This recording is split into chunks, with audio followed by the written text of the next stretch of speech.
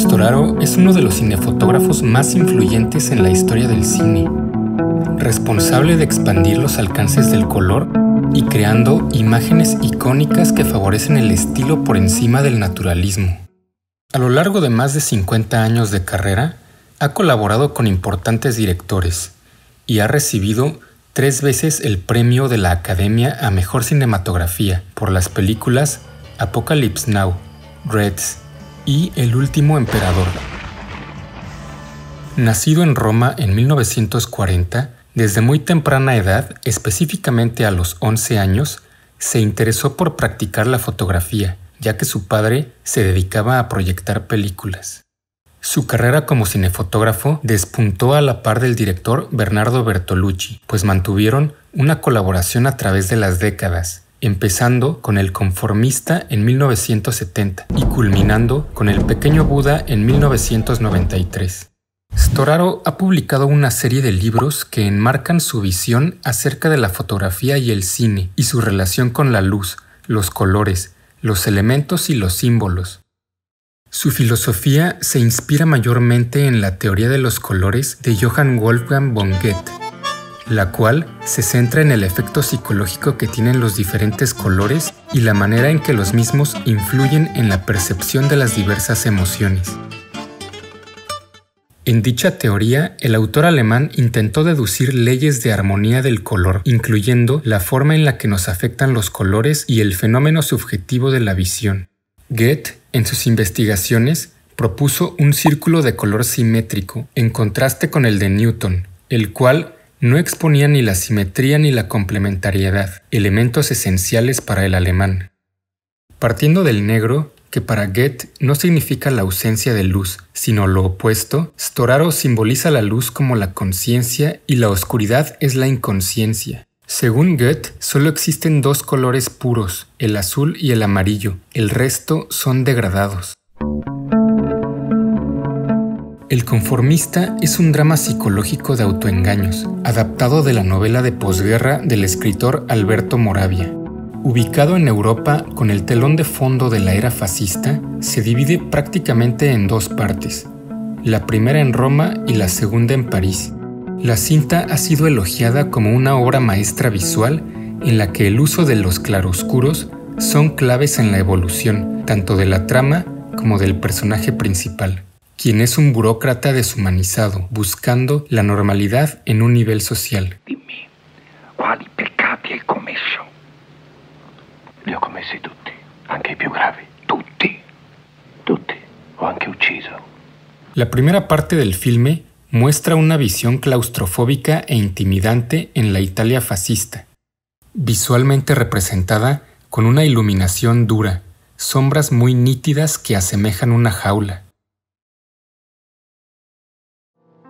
En la segunda parte, ubicada en París, el personaje principal empieza a cambiar y la luz se empieza a fundir con la sombra, el claroscuro se atenúa.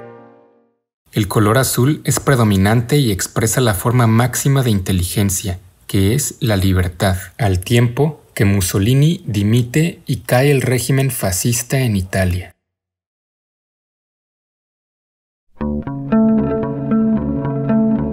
El color amarillo, contraparte del azul, está muy presente en El Último Emperador, así como en El Pequeño Buda, que son parte de la etapa oriental del director Bertolucci. El Último Emperador narra la vida de Puyi, quien fue el último emperador que gobernó la ciudad prohibida hasta que las fuerzas republicanas lo encerraron tras sus murallas. Más tarde, se convirtió en un títere de la ocupación japonesa en Manchuria, hasta que finalmente fue encarcelado por los soviéticos. El uso del color como parte fundamental de la narrativa, la emotividad y las sensaciones fue un factor de transición entre las distintas escenas, así como de los personajes. Storaro tuvo la idea de hacer una analogía entre las cualidades naturales de la luz y el despertar espiritual. El viaje introspectivo que hacía Puyi podía representarse con diferentes tonos de luz según las distintas etapas, a través de las diferentes longitudes de onda del espectro electromagnético. Cuando se corta sus propias venas, ve por primera vez el rojo. El rojo representa el principio, el color del nacimiento al romper el cordón umbilical.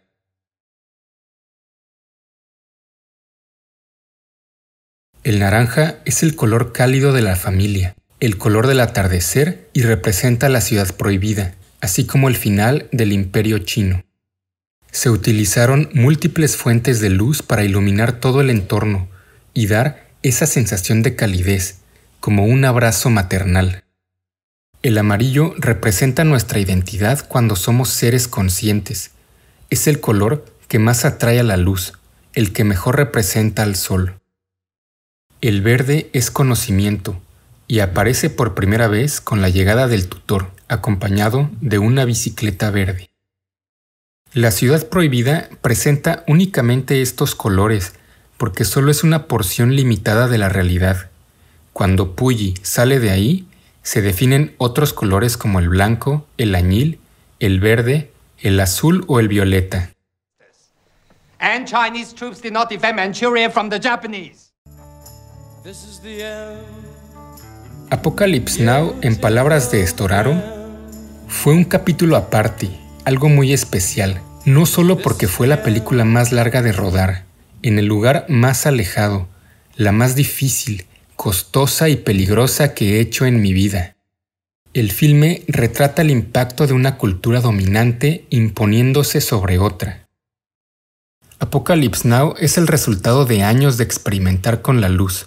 La película contrasta escenas con enormes fuentes de luz, iluminando la oscuridad de la jungla. Convergen luces muy cegadoras y luces suaves, iluminaciones cálidas y otras muy frías, colores saturados y siluetas, un efecto muy artificial y otro natural, todo al mismo tiempo. Es un filme de polos opuestos que en conjunto producen una de las experiencias visuales más surreales en la pantalla.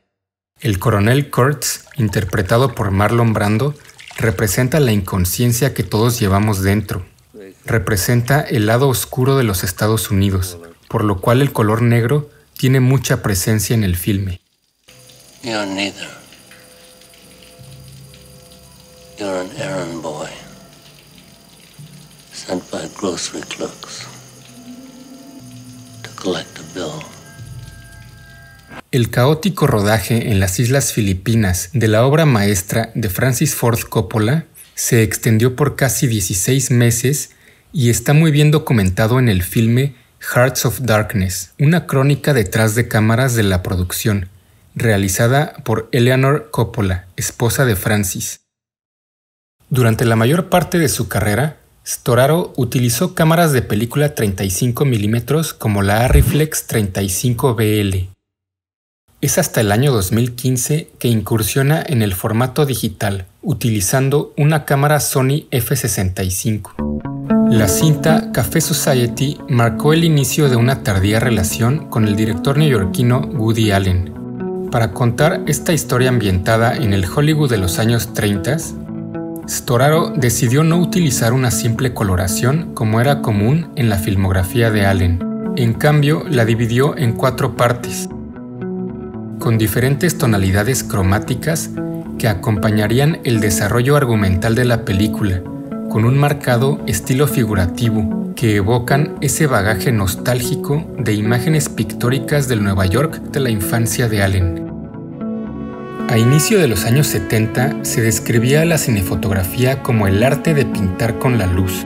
Storaro expresó una idea más compleja: escribir con la luz. La diferencia no es solo semántica. La cinefotografía es un lenguaje en constante evolución.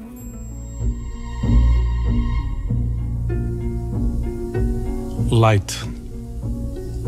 Well, light, I think, is knowledge. Knowledge is love. Love is freedom. Freedom is energy. Energy is all. Without any doubt, without light, we can't have any images. Si quieres conocer el trabajo de un director que además fotografió su propia película, checa el siguiente video.